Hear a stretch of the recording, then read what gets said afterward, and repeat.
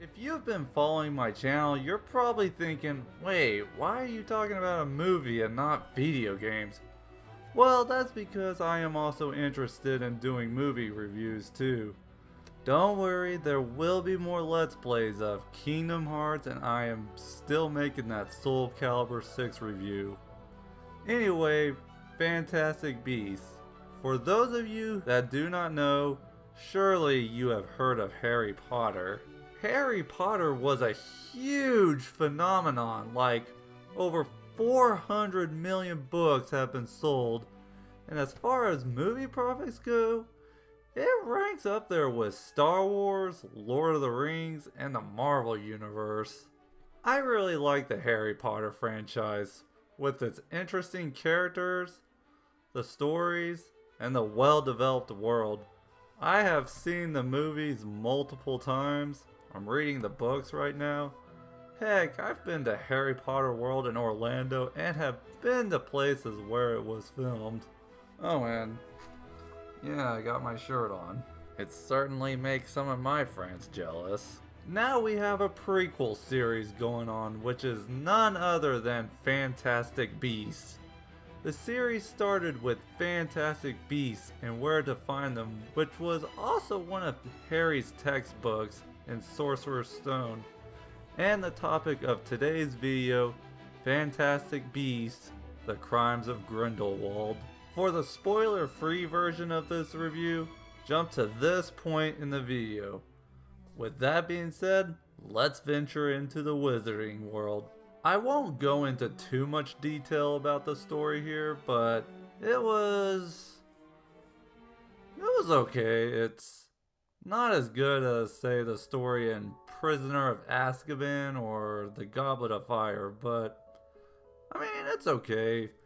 To sum it up, the movie begins with Grindelwald, who, like Voldemort, is a very dangerous dark wizard. He escapes from prison in the American Ministry of Magic. Sometime in Britain, Newt Scamander was offered a job at the Ministry of Magic. He has a travel ban, and for it to be lifted, he has to accept the job. He turns it down and someone else takes the job instead, in which the character that does take the job does not play a very big part in this movie. He just has a moment where he finds Credence, more on him in just a bit, and a part where he is apparently one of Grindelwald's henchmen. Anyway, Newt runs into Albus Dumbledore when he was younger. He has an idea for Newt to get out of England and go to Paris to seek out Credence, who is in Obscurial, which, let's say Credence has had a pretty brutal childhood and his emotions can damage buildings and whatever is around him. This movie doesn't really go into that, so watch the first one. Credence is mostly here to find out who his family is. More on that later. It's around when Newt decides to travel illegally that he bumps into Jacob and Queenie. Good old Jacob, he's hilarious here like in the first one. Newt and Jacob take another adventure. Well, Newt also tries to find Tina, in which Jacob hilariously encourages him not to use salamander comparisons. Throughout the film are a bunch of references to Harry Potter. Nicholas Flamel appears in this movie along with the Sorcerer's Stone. Newt even visits Hogwarts, which apparently he was a student there along with Leta Lestrange, and there are others too. So, jumping over to the end of the movie, Grindelwald speaks in a meeting with all of his followers and states that he does not hate Muggles, but shows a visual of what I believe is World War I, since the movie takes place in the 1920s, and says that that is what they are fighting. His real intentions are raising purebloods, which are wizards with no Muggle bloodline, to rule over all the Muggles of the world. Afterwards, Queenie leaves a heartbroken Jacob to join Grindelwald. Several characters escapes Grindelwald's ring of fire, whereas some of them die. It is around this time when Lita Lestrange talks about her family tree, which has something to do with Credence, but Grindelwald says Credence is a Dumbledore. Fascinating. The movie ends with Newt meeting with Dumbledore to discuss the oath he and Grindelwald made not to fight each other. So the story is okay. There were not too many surprises.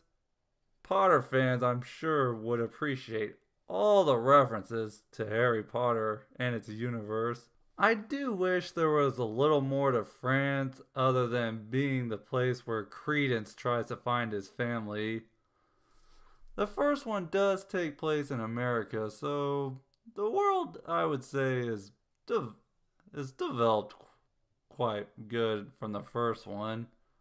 I do like all the references in Britain, but I also wish there was a little more room to develop the community, the wizarding community in France. The acting is great. Of course, Johnny Depp always adds his quirk to all his movies. The movie reminds me of his role in Black Mass, which he plays a crime boss, which in this movie he plays a crime boss in the wizarding world. Newt, who is played by Eddie Redmayne, does a good job of making a socially awkward character really likable. And Dan Fogler, I'm sorry if I mispronounced that, as Jacob is hilarious in this movie. There was a point when Queenie had enchanted him and he was all smiley and whatnot. Jude Law plays a younger Dumbledore, which he does look the part. The soundtrack isn't too bad either. There are a couple songs I want to go back and listen to. And the cinematography. Oh man, the cinematography is fantastic. I loved the visual effects in this movie. I love the designs on some of the creatures. I really like that Leviathan creature that Newt dives underwater for, and that lionish looking creature who is easily distracted by a pinwheel.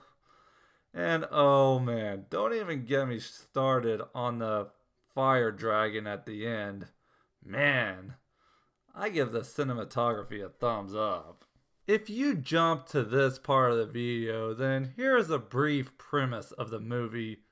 This takes place several months after Fantastic Beasts and Where to Find Them.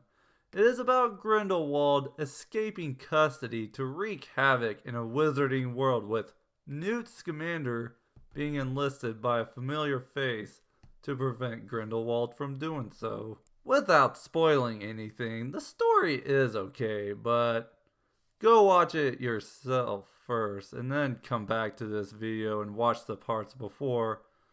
The cinematography is amazing, and the casting choices of this movie are pretty good. Okay, so if you are a fan of Harry Potter, you either have seen this already or are going to see it as soon as, let's say, you get off work or get out of school.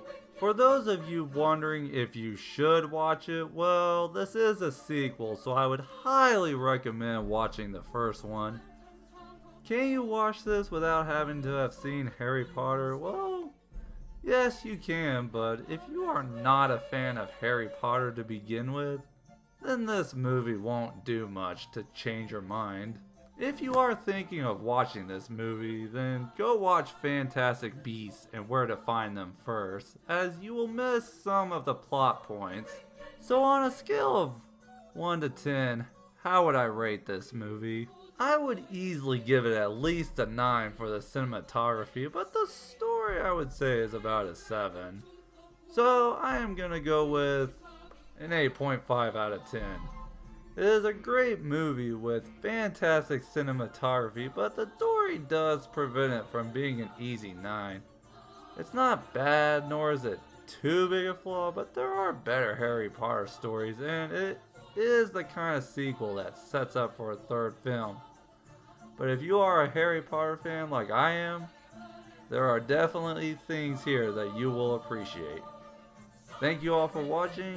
Have yourself a fantastic night, and take care.